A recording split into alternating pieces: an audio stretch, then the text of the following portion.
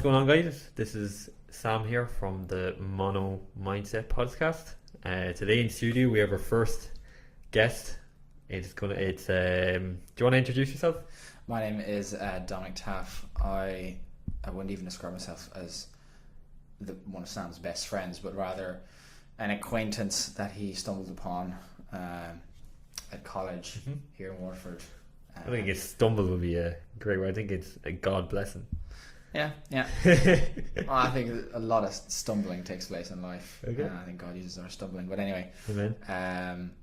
so I bumped into Sam at college. We're both apprentice plumbers, and as part of our apprenticeship, a few of our phases demanded we go to college. So yeah, we crossed paths and had some interesting and intense, mentally taxing conversations at many lunchtimes. And so, yeah, here I am.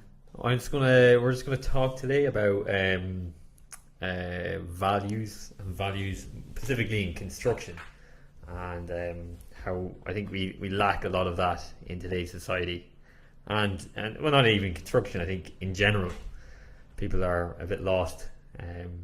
Whether that's in work or that's in personal life. I find that, especially in college now. What do you think? Do you think that there's a lack of purpose? Yeah, absolutely. It's a universal phenomenon, but I think it would be interesting to focus on the lack of values, or just values and morals within construction specifically, because that's an area we both work in, and it does seem to be more of a mindless pit than the rest of the world. It's a bit animalistic, as you know, and it's almost celebrated, and not even just morallessness is celebrated within construction, but it's not like the lack of morals that's celebrated, but the substitute and the lifestyle that you find there that is celebrated and promoted. Like throughout my apprenticeship, I've had many 40-year-old men tell me, "Oh, they were going to ruin me." I will ruin you, Damo. I will have you ruined in no time. This kind of thing, and as though that's a good thing. Like, when they were going to introduce me to all these fantastic pleasures and all this kind of thing, and I said, no. Many a man has told me that they were going to ruin me, and here I am, still fishing instead of drinking. Whatever it is. Yeah, that didn't let you define you. That didn't define you. That environment. No, it dragged me down, and it was a struggle. But I kept my head above the water and just about breathing and looking to kind of wholesome sources of fulfillment. Just move your mic a bit closer. Sure. Just picking up on the computer. So I found enough sources of fulfillment outside of their lifestyle that kept me going. But it was awful. It wasn't pleasant at all. Right. It's not what you want. You really want to be surrounded by people with similar mindsets, values, and who are moving in a good direction. It doesn't have to be exactly the same direction as you, but who are people who are aiming up and for something just better than themselves. Right. And it's funny the way you said that. They're going to ruin you in some ways, saying that like they're going to poison you. What was the quote again? They're gonna. Oh yeah, they just said, "Oh, I'll ruin you," or "We'll ruin you." I don't remember exactly the quote. Just. It's funny the way they say that, because then they're kind of saying that you're pure in some sense. Yeah. Well, in some sense, I could have taken it as a compliment that there was something to be ruined. Yeah. And they could tell, and many guys within construction. I'm definitely an oddball within the environment. 100%. Because I'm innocent and choose to be innocent in many ways, and just not of the world and chasing after the same ideas that they're chasing after, and that is a big contrast. And some people find it really irritating. They find it really annoying. And I've had many guys tell me, "Oh, it's just something about you that pisses me off." those words, I don't know exactly what it is. And I literally had one of the guys at college last week tell me that they just didn't like me, and there was something about me pissed them off, and used those words again, which I had almost heard word for word a year ago from someone else at another site. and I just wanted to actually understand like what their thought process was. And often they don't even have a thought process. They're just feeling something. They just say it. And I said, oh, well, like, what is it that bothers you? And like, this isn't the first time I've been told that. And like, tell me more. And they said things like, oh, it's just your presence. And maybe they meant it as an insult. One of the lads like kind of stepped up to my defense, because obviously it's not a kind thing to be told that your very presence pisses me off. But then I didn't take it personally at all, because I'm like, that does not necessarily reflect on me at all, actually. So maybe it does. Tell me more. And he didn't have much to say, and I just told him, like, that's just interesting. Like, it's not the first time that I've been told that. And I said, I think that the way I live my life often challenges people, and they don't like it, and they attack me instead of the things within themselves that need to be attacked. Because they see something in you that might contradicts the way they're living in some cases. Yeah. They might have like a fear or an insecurity, and they see like they're not maybe doing as well, and they can see that inside you, and that's like a self-reflection that they're not willing to accept. I've had experiences within specific relationships with them in my life where a similar phenomenon has taken place, and these wouldn't be just any, someone would be close to me, and they were very triggered or annoyed when I would behave in certain ways because of the way they were brought up, or the environment they were brought up in, which consistently told them that they weren't allowed to behave in the way I was behaving. So what I was doing was wrong. Like, they were never allowed to do that, and that used to really annoy them. And like, it was about complaining. Like, if I ever complained about something, they would become very triggered, because they were never allowed to complain in their upbringing. So the fact that I had permission to do something that they never could, or were currently forbidding themselves to because of the way they're brought up, was infuriating for them.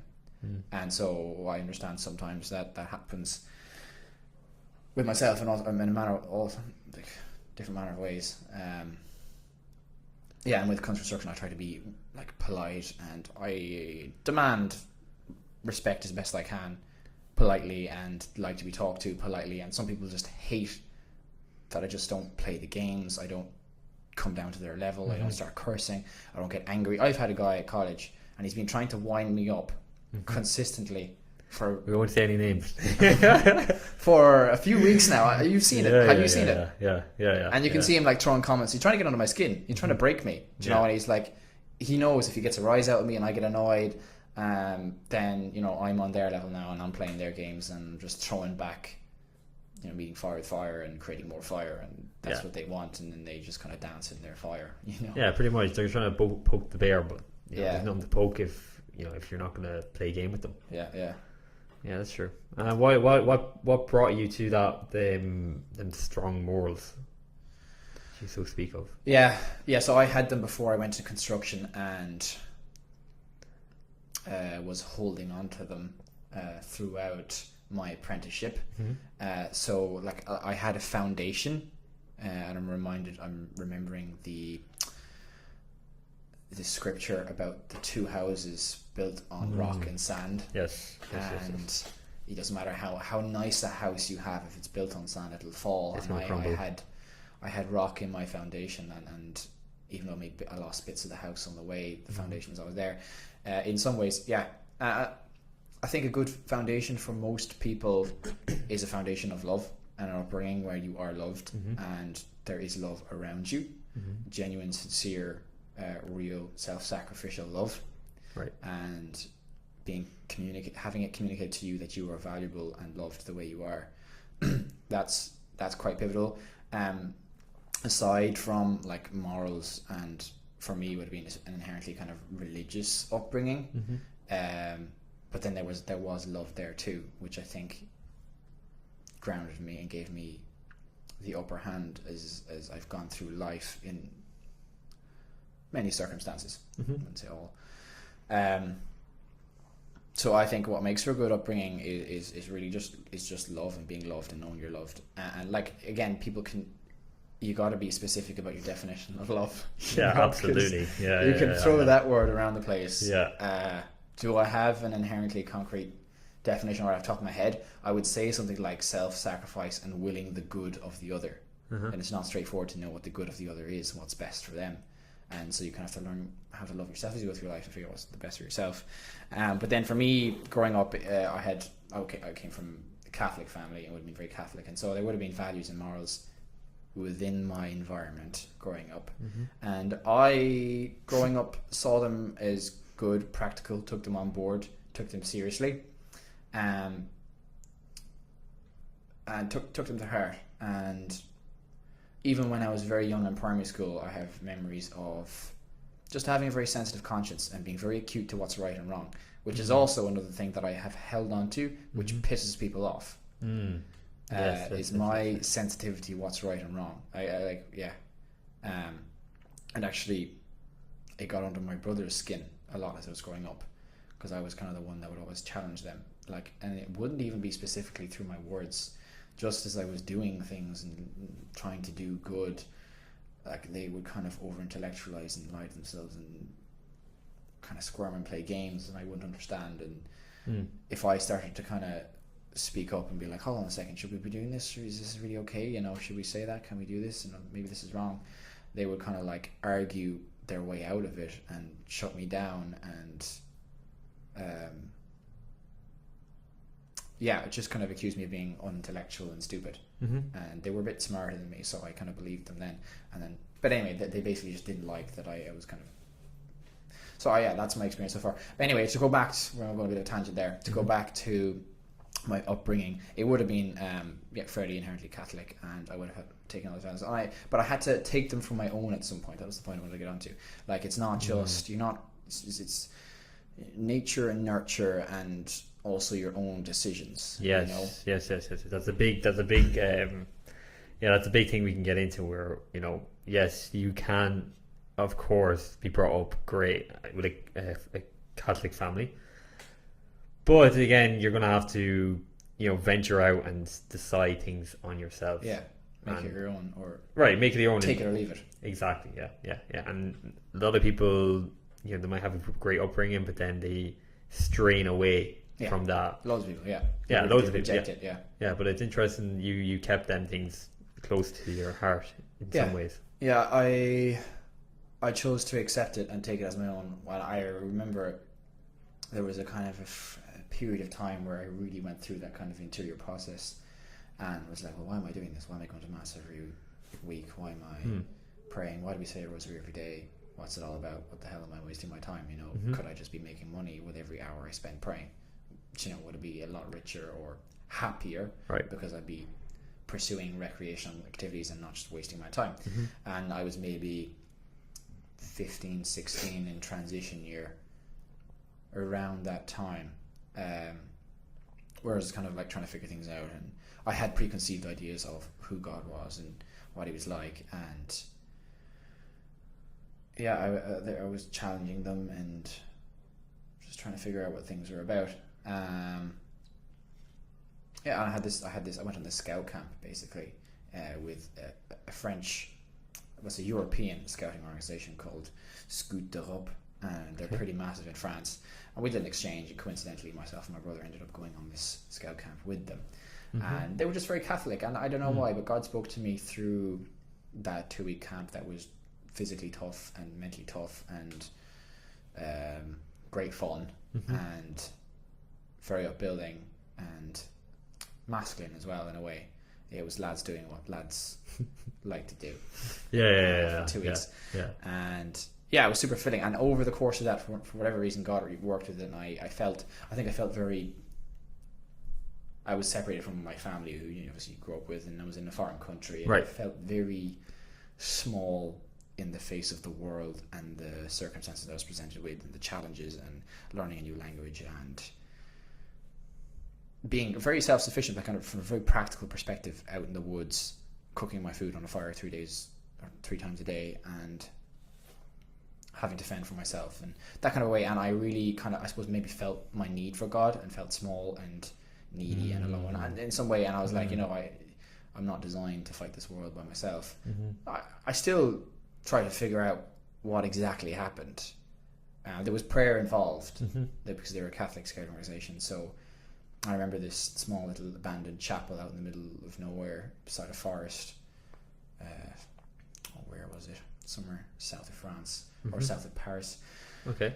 And I just had some moments where I kind of maybe felt God's presence, had a peace, felt His voice. From that time onward, I think God touched my heart in a way. I had a real thirst to know more and to pursue God. And when I came back to Ireland, I started going to Youth 2000 retreats. They're a Catholic body that run a lot of retreats all around Ireland. They're quite big. Weekend retreats where you get away, you spend time in prayer. And anyway, so I started really pursuing those and just wanted to know more, and questions and trying to piece it all together in my head and trying to compute it all logically. Like, what's the point? Why? How does it have a purpose and a function? And I don't think I'd never doubted that God existed, but I just didn't really understand who He was, or why He was, or how He was. How does He behave? How does He interact with us? I'd heard many stories of the saints and stuff, and the stories of the saints, they're quite hard to disprove the divine nature of a huge amount of saints with all sorts of historical evidence to prove their existence. So I took them as fact, obviously, and just wanted to understand how they lived their lives, and could I be like a saint, and what the saints are really pushing the limits of virtue and values and selflessness and what life is all about. So I took my faith for my own, and I ventured on from there, and I really those values then were ingrained deep. So from 16 to 20. Okay. Very invested. So that's where your foundation was built. And all of the prayer and just Catholic upbringing. But I really kind of concretized it and made it my own for that period of time. It was my own faith. Right. And so by the time it was my apprenticeship, it was my own faith. It was my own gig, and not something that was just pushed upon me that I was reluctantly carrying. Right. So then I fought for it. I had scripture written on the inside of my helmet when I was working at Intel up in Kildare. Yes. So it was important to me, and I felt like it was a line of defense against the horrors that were all around me.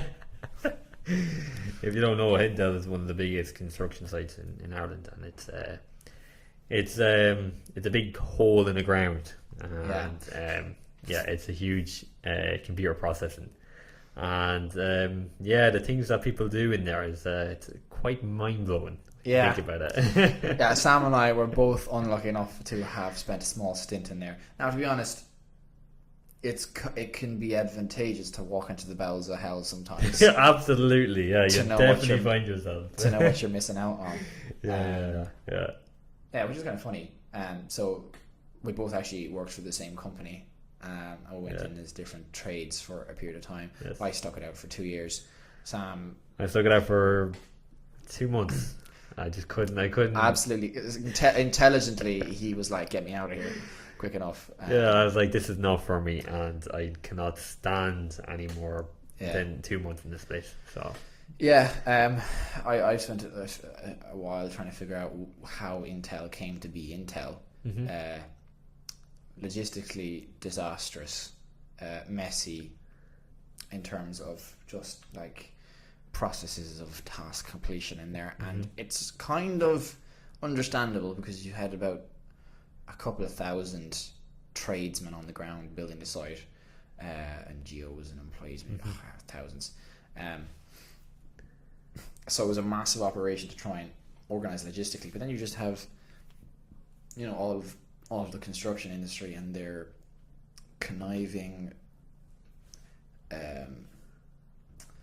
moralless, directionless way of life, and that's not conducive to building a microchip manufacturing fab. It's just not conducive to it. You need trust, you need like hard work and honesty and transparency and structure, hierarchy, all this kind of thing, and one of the things about the trades is it's very hard to monitor people's work, and so then you've got safety as another factor. You're working with all sorts of chemicals and stuff. Basically, it seemed to me like the whole operation was run and fueled by fear. It was like the primary tool for getting stuff done was scare the crap out of everyone down the ladder. Yeah. So that every employee is walking around terrified of losing their job, and that way they'll behave themselves. Wow, that sounds like a philosophy for more than Intel. It's like a philosophy for life. Yeah, I definitely. I'm sure that it manifests itself in other realms of this world, but that was one place where it was prevalent, and it was just miserable. So you're a slave, basically. In some way. Yeah, you were a slave to fear. Well, you didn't have to be, really. Yeah, because you had a choice. Yeah. But it's going in as an apprentice who's never put a hand to a tool before. You don't know how things are supposed to be. Right. It's the same actually when you're born into a family. It's the only family you know, and it's only until maybe you meet other families when you're 20, whatever, later on in life that you realize, oh, my family's really dysfunctional. Don't do that. So it's the same kind of thing. It was the first construction family I got adopted into. Gotcha. It was a nightmare. I just didn't know any better, so I didn't know. I just thought this was plumbing.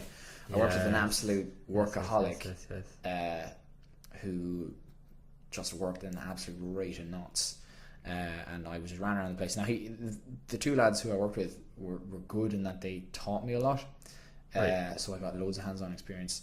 But I mean, I was exhausted running up and down 8-story buildings. Yeah, it's crazy. The guy I was working with was just very scared. Looking back, and it took me a while to realize he's a really scared man. And he used to be phrases he used to throw out like, "If the wrong person sees it, Damo, there'll be war." And that was one of them. And listen, hey, all of a sudden, hey, if the wrong person sees it, and this kind of thing. And just like, even I remember one time I just like lent a bit of uni-strut steel up against like it's all plumbing terms. Yeah, just a piece of steel up against some machine that was whirring away. It's all boxed in, like, and then this fella, he was like, Dominic, like, imagine that was your car. Would you be welding right beside your car? Would you leave that piece of steel up against the car? I was like, well, he actually, he gave out to me for leaving the steel up against the thing, and I said, imagine if it was a car, right? And I said, yeah, but like, there's literally lads welding 2 meters away from this machine. It's like, for the same reason you'd weld 2 meters away from it, you'd leave a bit of steel against it. Like, lads wouldn't weld 2 meters away from your Mercedes or whatever. Yeah. Just because it was just ridiculous. But he was just terrified of getting in trouble for any small thing, and he was trying to make sure everything was right all the time. It was exhausting to try and play along, right, and not piss him off. Yeah. And eventually, like, I could only stick it out for some time. They used to push me into doing overtime off and on. I was just exhausted. I was getting nosebleeds and falling asleep on both lunch breaks most days for like months, and I was just knackered, and emotionally I was just in fight or flight all the time. I actually remember going onto the site a few times and just like sobbing under my helmet and just hoping I wouldn't see, and I didn't have a clue what I was upset about. I really don't want to go in, right, but I have to. Here we go. And I was just I was emotionally burnt out and bottling up and just in fight or flight for a long time, and it was an awful environment. Yeah, that's so funny. People have this mindset that this job of theirs is the only job that's going to be available for them for a period of time, and that sounds like from your standpoint, it was like a limited belief that this is my life basically. Yeah. For how long, whatever time you decided to stay there for. Yeah. But what was the biggest what gave you the leap to leave that job? Motivation. So I surely something had to push before you decided, okay, this is not for me anymore. Well, I've been pretty driven. I've done a few personality tests and temperament tests and this kind of thing. And when I did a temperament test, which can be hit and miss, I came out as like choleric sanguine, and cholerics are quite driven and goal oriented, and I've always been quite driven and goal oriented. So what was driving me to push myself through was the pursuit of a future, and I actually liked plumbing, and I actually really enjoyed a lot of the stuff we were doing: cooper welding, copper, and fitting massive bracketry on massive carbon steel lines and bolting up flanges and confined space work down holes and working with chemicals, double contained chemical lines and crimped copper heating systems and cooling coils. Yeah, so there's a lot in it. Loved it. Yeah. Great, really big, interesting systems, trying to figure it all out. So that was, I actually enjoyed the work. You enjoyed the work, but you didn't enjoy necessarily the environment that it was in. No, so that's tricky because that's confusing. Why is it confusing? Well, because it would be really nice and straightforward if you just knew, I hate this, I hate everything about it, get me out. But when you like some bits of it, but other bits aren't great, you have to start making distinctions, which is tricky because you don't know if it's the work that I don't like. It's hard to know what you like, you know. Oh, you're getting nosebleeds and sobbing under your helmet. Surely there's an indication that says that. Okay, this is for me. Yeah. I suppose that was after a while. That was like maybe a year in. Then I was also like, I want to finish my apprenticeship. I want to be, qualified plumber. You know, I don't think maybe. I suppose part of it is just like apprenticeships aren't aggressively advertised. Like college is talked about, and so I didn't know what options were out there. Yeah, you didn't have a network. Didn't have a network. I'm not from a construction background. Yes. So I was just dropped in there, and I was like, well, as far as I can see, this is the only route through. Yeah, that's so true. And I didn't know how the SOLA system worked for apprenticeships, and if I could ring them up and just change employer. I didn't know that. Yeah. Do you know, I was just like, I want to do apprenticeship. Went to this company, and they said, yeah. It's like, okay, I want to do apprenticeship, and I was like, I don't want to not do apprenticeship. You know, it was just the subconscious train of thought or whatever. Right. And the lack of knowledge caused you to suffer in some ways. Yeah. My lack of knowledge led me just to try and stubbornly endure what I shouldn't have. What was just kind of pushing me too far. It was good to be pushed, but that was way too far. Yeah, that sounds like it's past breaking point. Yeah, and that shouldn't be the case. Even like, as I said, like, if someone is really not enjoying their work, you obviously enjoy some sense of the work, but if it's causing you serious mental stress, I think you should just think about it, have a serious discussion with yourself, and try and find a way out. Yeah, because there's a lot of people in that situation that just don't know and don't have the knowledge or the capability of getting that jump. Yeah, and talking to other people is another thing. Yeah. And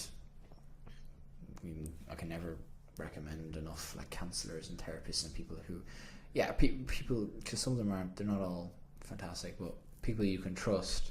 I'm gonna leave it at that. Yeah. You can trust. Just having a conversation. Yeah. Right. Yeah, and it's just there's a lot of construction guys are like, oh sure, we can bear front into this, Yeah. Nothing's too much for me.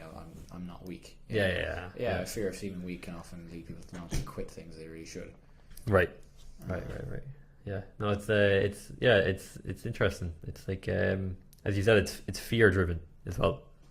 Yeah. Intel was fear operated, and it was just messy, and like things would be delayed, things would be missing, things would be disorganized, and you literally had billions and billions and billions of small tiny parts. And they all needed to go in exactly the right place. Right. And like you've got millions of euros running around and contracts and massive people in power trying to run an operation. Guys at the top trying to ensure that every single tiny piece has gone in the right place according to a massive 3D model that is millimeter to millimeter generated that the site needs to match. Right. This is just ridiculous, absolutely 100% impossible feat to accomplish technically. Now you can get pretty close and it'll probably work and produce microchips, but right. Yeah, that's what. Yeah, and you're trying not to kill people as well. So if you it's okay. So 2 years, yep. 2 years you're in Intel. Got to 2 years. What would be if you were to go back in time and talk to your younger self, 2-year-old Dominic, and say, okay, what would you say to him? I'd give him the name of the company in Limerick and say, go there and go work for that company. Right. It'll be way better. And so a person in that maybe Pacific shoe, or not Pacific shoes, but in that very shoe, what would you tell them? Like, what would you say to them? Like about having that scarcity mindset, that job isn't the be all and end all. What would you say to them? Like, what advice would I give? if someone was listening right now? now and they're having nosebleeds and crying, just sobbing, what would you say to them? Like, what would your advice be? Well, we start with something like, trust your gut feeling. Okay. First off, take some time off. You need to get out of the environment because we get conditioned to being in a certain environment and we get used to it. This is normal. So get out of that environment and put yourself in the good one for starters for a period of time. Right. Take a holiday, and go and chill out and then just surround yourself with some friends, some good company, people who will treat you right for a period of time, and then have some conversations, if not multiple conversations. Like if you can get someone to start asking you questions that you need to be asked, questions like, do you enjoy the work? How do you find the people? Right. Like, how do you feel about the whole thing? How is it all run? What you'll do is you'll find yourself putting words on what the reality is, the reality of your circumstances are. And as you do that, you'll begin to figure out what's going on. Because sometimes things are right in front of you, you can't see them. True. And so when someone asks you questions about it, it's like, oh, and that exam you did, was it hard? And you're like, yeah, it was pretty tricky. How many questions were there? Well, I think it was 56 questions. Right, and how long did each question take? About 2 minutes, And how long did you have? About 10 minutes. So you do 56 questions that took 2 minutes in 10 minutes. Yeah, that's why it was so hard. Do you know what I mean? And you'll piece it together. And someone will ask you the right questions, and you'll realize like things aren't what they seem. It doesn't make sense. And things don't add up. So you get someone to ask. There's probably a set list of questions out there somewhere in the world to help you ascertain whether you're suited to a line of work or if the work you're doing is helping you grow. I think that there's a percentage out there about the amount of people that actually enjoy their work. I think it's 15% or 10% of people actually enjoy their job, their employment. So that means like 75-80% of people are just hate their job or hate their mindlessly go to work and 85%. 85. That's I would check the statistics, but it rings true with me intuitively. Like most people just don't care. I don't care about finding work that they care about, and just happy to take the paycheck at the end of the week. Yeah. If you're pursuing money, like, I can't see how you end up finding happiness. I don't know. Maybe. I don't know. Well, that's where that's where your foundations come from where you have your values and you have your house upon the rock instead of sand. Yeah. Like, do you know what's funny? Because I went fishing Friday, and I went fishing with this guy, a local guy who I met a few weeks prior, and he has a lot of money. And I was just chatting to him about money and systems and my girlfriend finding a new job and this kind of thing, and me encouraging her to like look for something and use her skill sets and to open horizons, because she was actually kind of in the same rut that I was. And I could see it, like, and she was struggling financially and this kind of thing. She's not being paid enough, doing ungodly hours, and this kind of thing. I was like, you can get out, do something else, try and find windows, try and find opportunities. I said I've met tens of people who are paid in mint and are just brain dead and out of their mind and drugs like the whole time. And it's like, you can do better, you deserve better, And go and put yourself out there and create a better life for yourself as best you can. But anyway, I was talking to this guy about his financial endeavors, yada yada yada. He owns houses in foreign countries, and he just told me about how he kind of divinely stumbled into a load of money. He was out abroad. He was in a pub talking to a guy. Ended up chatting. He had been brought up in like the trucking business and logistics management and this kind of thing, and so he was that way inclined. But he could also drive boats, and was brought up driving boats, which is again just puts a massive emphasis on kids growing up and doing stuff productive and not necessarily academically productive. And there's massive merit on doing jobs, doing chores, earning money young, and this kind of thing, and small amounts of money, and progressively getting bigger because it teaches kids responsibility. But anyway, he had that in some shape or form, and yeah, so he met this guy. This guy coincidentally really needed someone like him to load and unload boats in this foreign country. He spoke English. He was white, which was a factor as well. He wanted someone who was white for whatever reason. Can't remember, and who spoke English, I think, and who could drive a boat, and then manage all the logistics. Anyway, he ended up. So he was niche. There was supply and a demand, and he met that supply, and so consequently he ended up being paid a lot straight off the bat. Wow, $250 a day or something. Okay. And then he ended up moving up the ranks then with that company, to like higher positions of responsibility in managing large amounts of cargo and transport and yada yada yada. Yeah. He ended up earning like, I don't know, it was like 400. He was telling me like €450 a day or dollars a day, something like this. And he did that for 5-10 years, and then he bought houses in different countries and he owned a small little hut down on the pier where I was fishing. Yeah. Anyway, so then he got to talk to me and invite me on the boat, and one of the things he was saying is like, life's not about money. Life is not about money. No. And obviously, well, I my guess was that he had all the money in the world and still wasn't happy, and I could tell he had morals and values, and we were talking about. He touched briefly on abortion and this kind of thing, and so he was of that mindset, and just thought it was interesting. He a man with all the money was like, life's not about money, Either of the day. But the thing is, look, when you're thirsty, all you think about is water, right?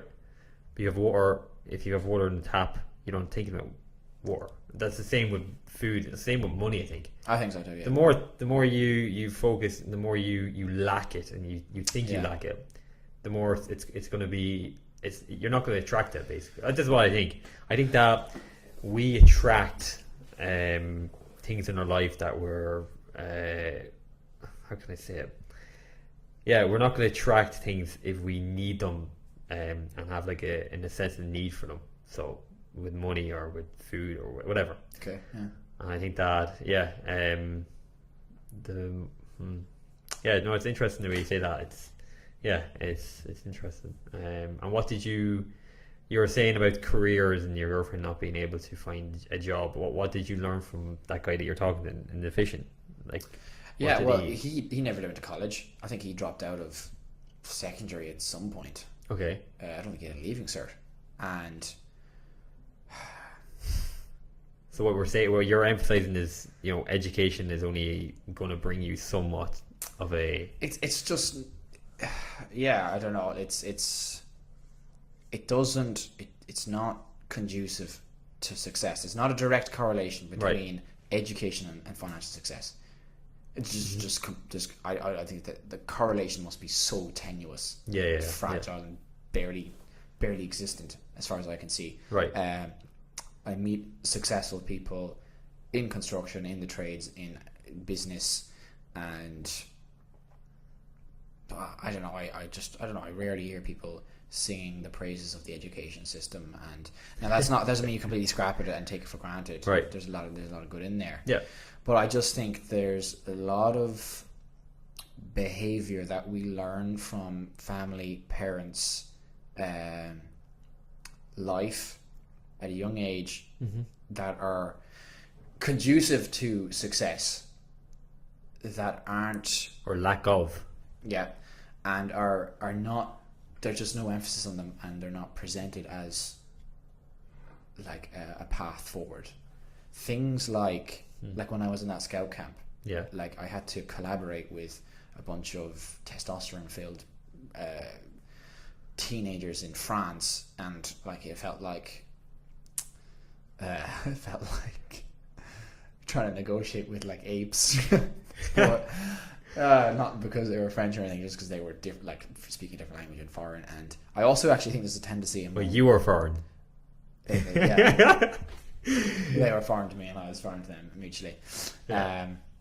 I think there's also a tendency in French culture to kind of let their kids be a bit more wild in their early years, and then when they get older in their 20s, they're a bit more mature. Right. And I think it's the converse in Ireland. Yeah. Kids are kind of very kept in order until they're 18, and then as soon as they have any bit of freedom, they go wild. All that wildness they've been actually wanting to get out kind of gets out. So anyway, they were all fairly feral from what I remember when I was about 16. But anyway, I had to negotiate those circumstances and survive in some way and just be on top of my own gear and I learned responsibility like really well. I was like, you don't wash your mess tin. Your mess tin's covered in crap. You let the guy who can't wash a mess tin for it to save his life wash your mess tin, and now it's still dirty. You have to eat out of it, and it's pure filth. Or, you know, you don't cook your food. You don't make a fire. You don't get wood. Then you don't have food. You know, and there was just direct consequences to my actions for 2 solid weeks, which you don't experience as a child. No, you don't. Because you're mollycoddled. Yeah. And rightly so in many ways, but it was just like I learned so much from those 2 weeks. I started to kind of step into being my own man and responsible. I felt responsible for myself, and just because I was in a lot of ways, having to look after myself.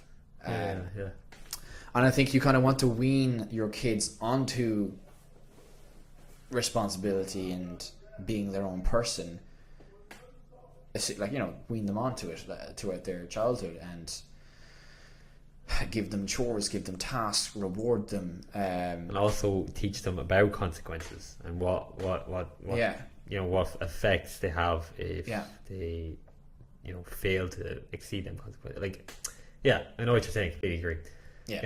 People nowadays, like kids nowadays. Well, look, I don't know. I don't have kids, but they don't really understand, and they're kind of mothered in a way. Too much. Actually, like mothering gone arse ways can be really detrimental. You know, and you get the helicopter parent, the overbearing parent. And I've seen it in people in my life and people close to me and their stories, and firsthand I'm like, wow, that person is just crippled. They don't know how to do the most basic of tasks. They can't cook for themselves. They can't do this. And someone close to me, I remember. Put your mic up closer. I remember them being in my life for a period of time and seeing them struggle as they left kind of secondary school and moved into the college phase of their life. Right. And just struggling with the basics. And I was like, oh dear. You know? And it was because their loving parents had taken their opportunity for learning and growth from them at a young age, and they never had that. Yeah. And parents sometimes think they're doing their kids a favor and they're gifting their kids with an easy life, but they're taking their opportunity for learning from them, stealing it from them, you know, robbing them from responsibility. And I know I should really think of some other words other than just responsibility, but well, that's what comes to mind. Yeah, everyone should go to France and have the same experience, I think. Well, it doesn't have exactly that, but it has something that'll push you in a way that you can accept and tolerate, and people are at different stages. Like, I remember a lot of the scouts would have been struggling over those 2 weeks. It was tough, you know. So we'll go back to why people stay in you know, really shitty jobs, and why they can't leave necessarily. Do you think that it's because they brought up a mindset where maybe their parents were in a scarcity mindset and that was given onto them, and now they're subconsciously are afraid of maybe losing that job? And why do you think people are like that? You know, they have a scarcity mindset. I think us humans we like what's familiar. Yeah, and that could be good or bad. Familiarity. Yeah, it's good or bad. I understand that in terms of romantic relationships, we tend towards partners that we are familiar with, regardless of whether they're good, kind, or nice. So you find people in abusive relationships and they stay there you're like, what are you doing? He literally hits you. But That's what they're used to. Yeah, so Yeah, that's they like familiar. Our brains like familiar. Our taste buds like familiar, and I think that's just a massive part of it. It's like we have massive fear around things we don't understand, things we don't know, things we're not familiar with, and things are uncomfortable. Yeah. Things are uncomfortable. We have the fear of the unknown. Right. The future. That's what that's the in some sense that's just exactly what anxiety is.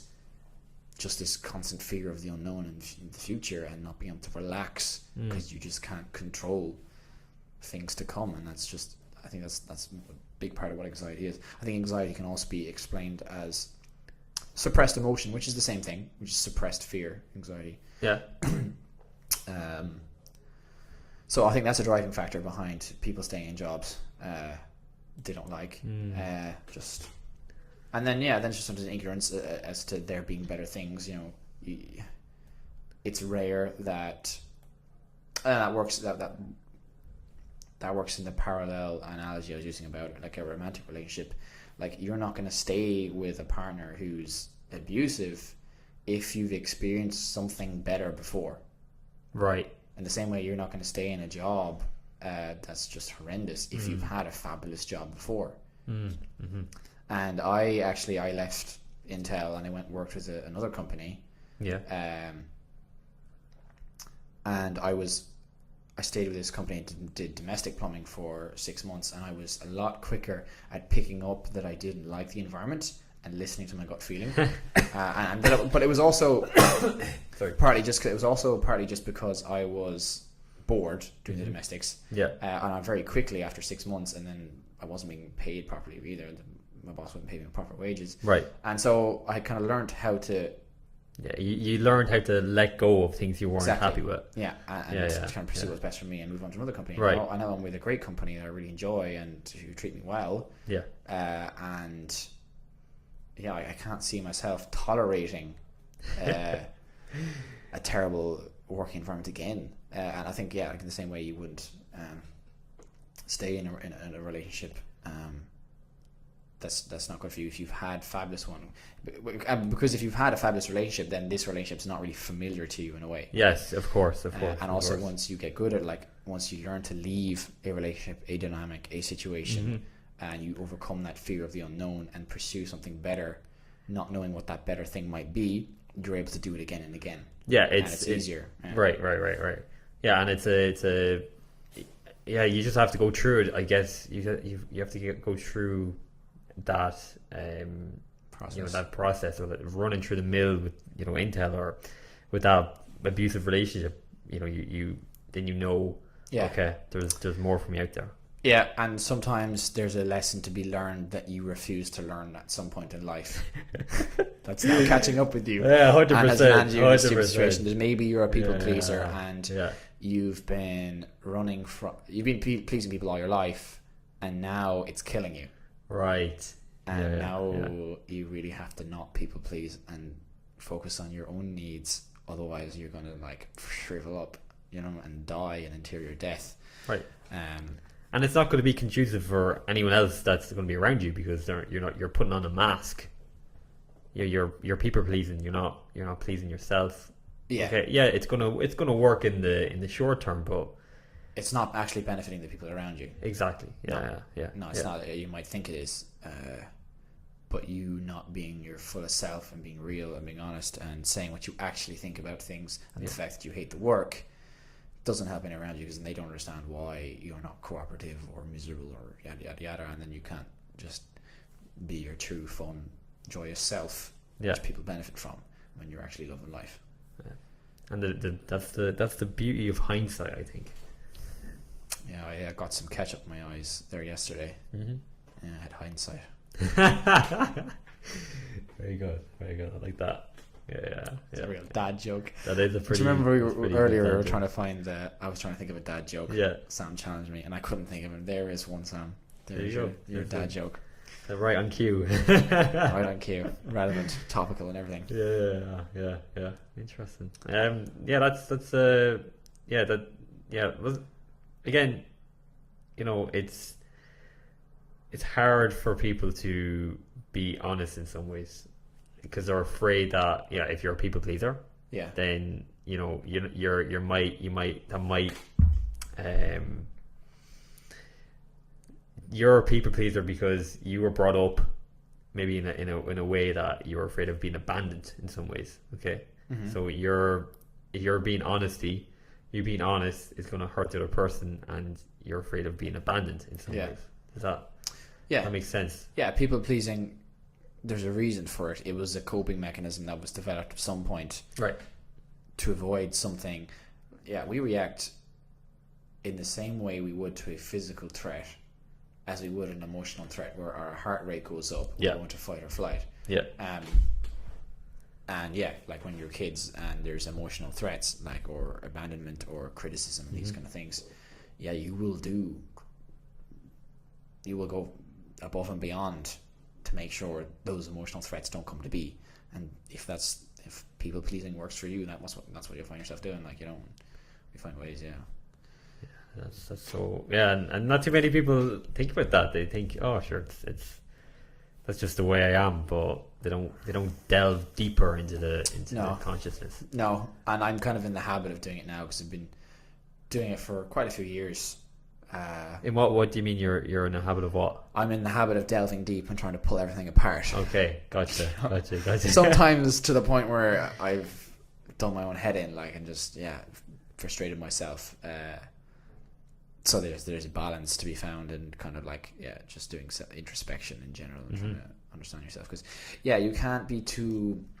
You have to be careful where you're looking, and like in a very practical sense, and in a more kind of a philosophical inner sense.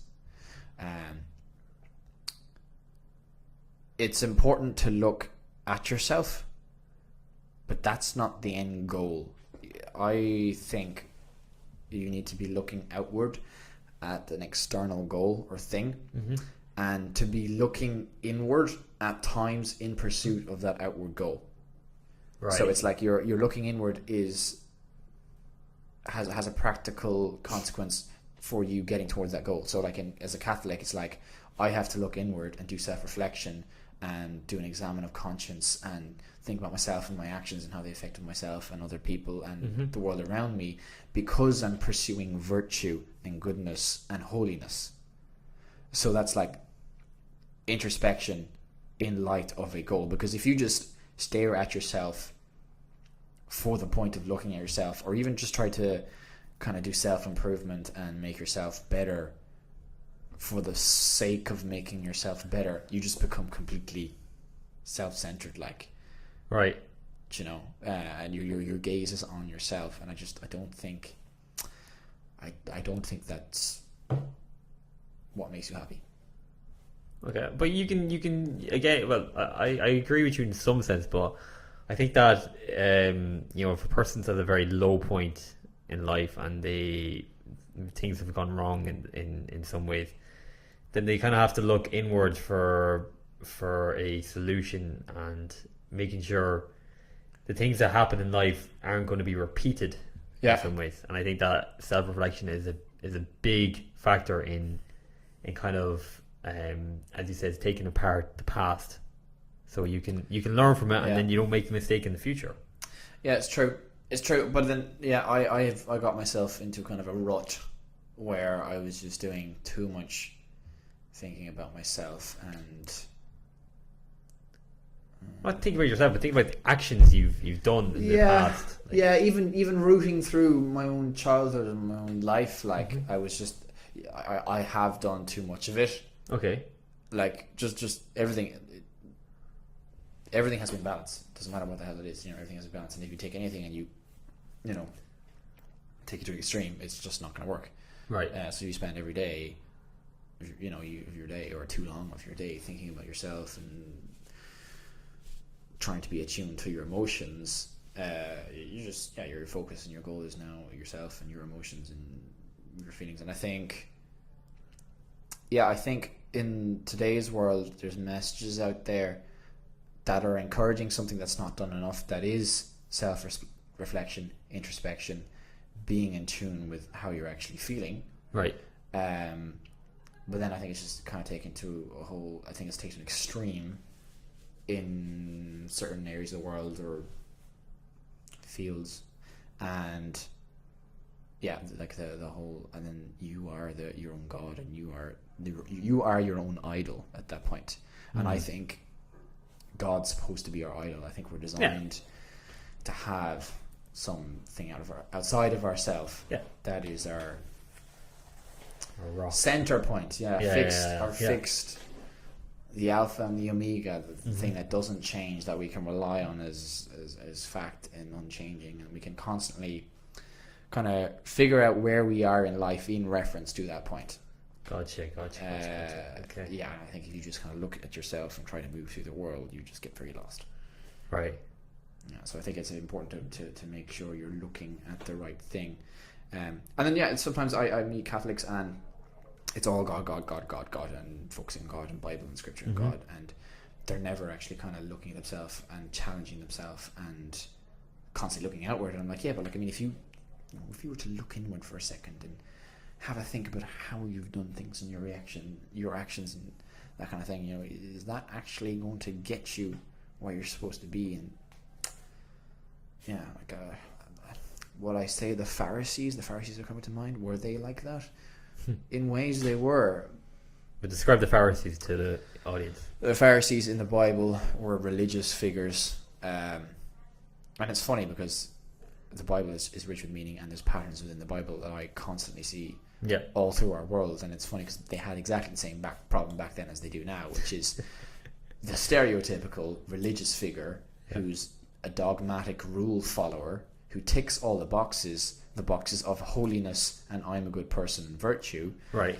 You know, when that, I think I don't know, I wasn't around, but maybe 50, 60, 100 years ago in Ireland, that was very traditional. That was the traditional Catholic. I went to Bridie goes to mass every single morning. She gets up very early. She goes to mass. She says the rosary every day. She says the rosary is very, very fast. She gets 3 in the same space of time. I would get 1 in. Do you know what I mean? And she's the very holy one. Do you know?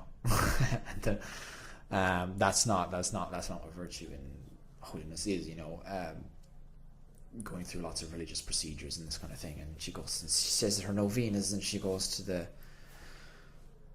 Holy Cross Mass every year, and she's very diligent and she reads at Mass and all this kind of thing, you know.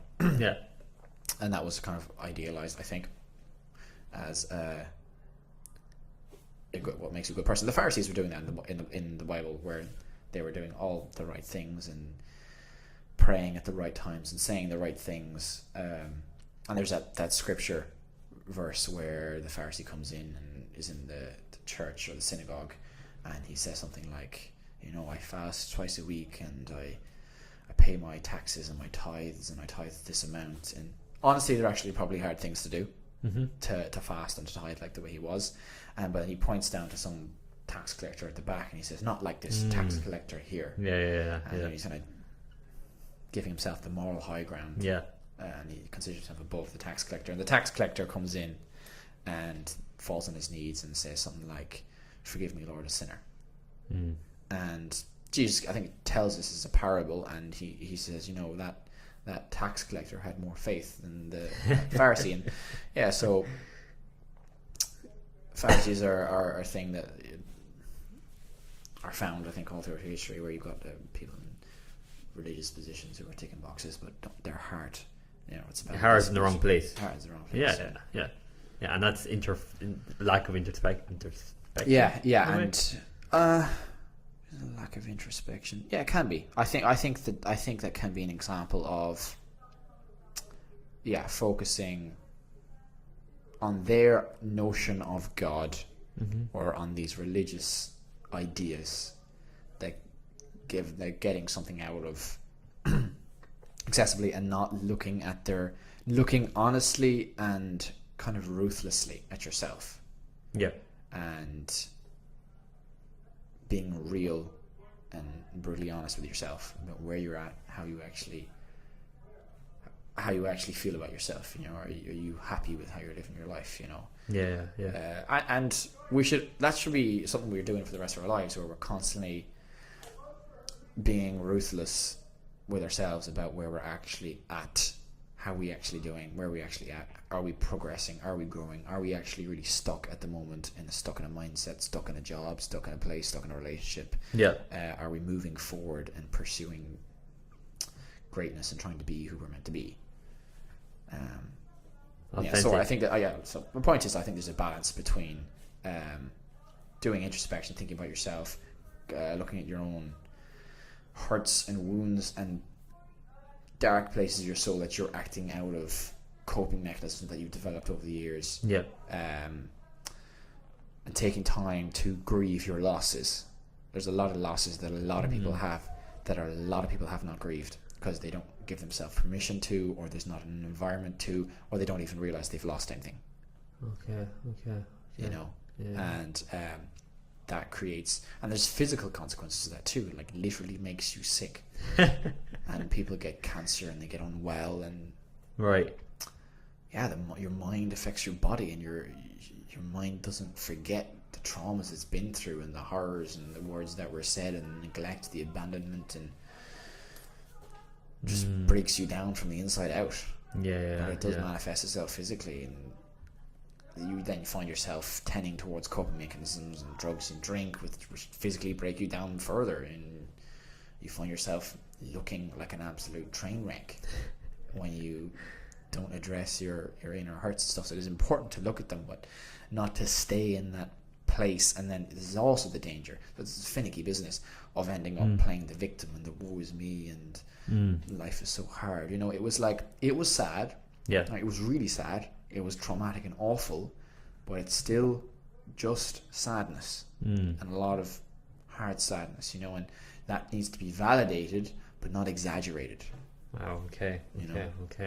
Because that's not good for anyone either when they're completely consumed by, because it can be a real eureka moment when you realize, oh gosh, I've been wronged in ways, and I'm missing bits, and I've been hurt along the way, and you need to recognize that was painful, but sometimes in that eureka moment you stay in that place, that dark place, you know. It's, don't stay looking back, look back long enough to recognize what happened, Right. and try to understand, but then turn forward again and keep looking to where you're trying to go, and you're looking back so that you can go forward. Yeah. And that's why I'm saying, like, you have to do introspection and self-reflection in pursuit of God is a far better strategy than just introspection in and of itself.